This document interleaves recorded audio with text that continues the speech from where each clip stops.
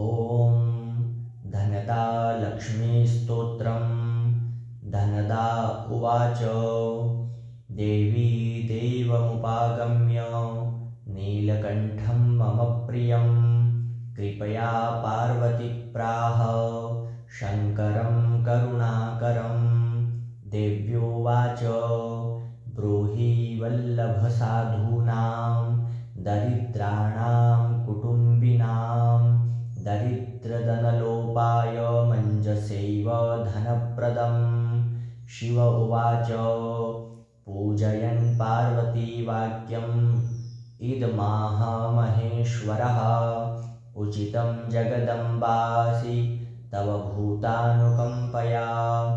ससीतं सानुजं रामं साञ्जनेयं सहानुगं प्रणम्य परमानन्दं वक्ष्येऽहं स्तोत्रमुत्तमम्। धनदं श्रद्धानां सद्यः सुलभकारकं योगक्षेमकरं सत्यं सत्यमेव वचो मम। पठन्तः पाठयन्तोऽपि ब्राह्मणैरास्तिकोत्तमैः धनलाभो भवेद्दासु नाशमेति दरिद्रता। भूभवान् स भवां भूत्यै भक्तिकल्पलतां शुभां प्रार्थयत्तां यथा कामं कामधेनुस्वरूपिणीं।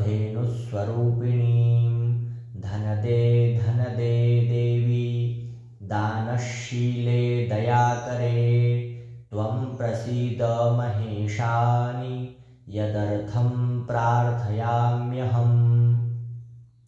धरामरप्रिये पुण्ये धन्ये धनदपूजिते सुधनं धार्मिके देहि यजमानाय सत्वरं। रम्ये रुद्रप्रिये रूपे रामरूपे रतिप्रिये शिखी सखमनोमूर्ते प्रसीद प्रणते मयि।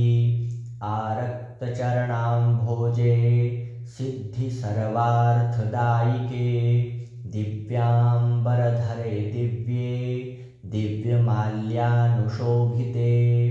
समस्तगुणसम्पन्ने सर्वलक्षणलक्षिते सरश्चन्द्रमुखे नीले नीलनीरजलोचने।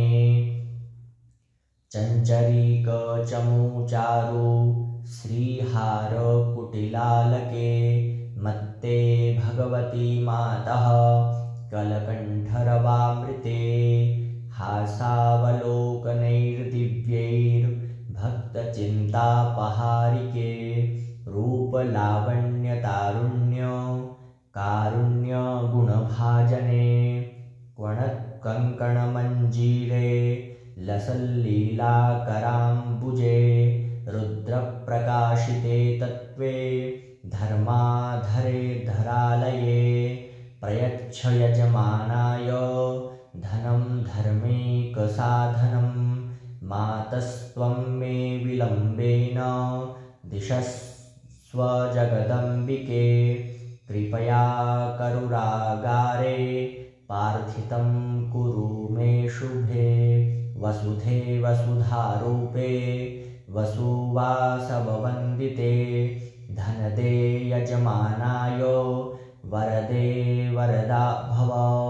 ब्रह्मणै ब्राह्मणै पूज्ये पार्वती शिवशङ्करे।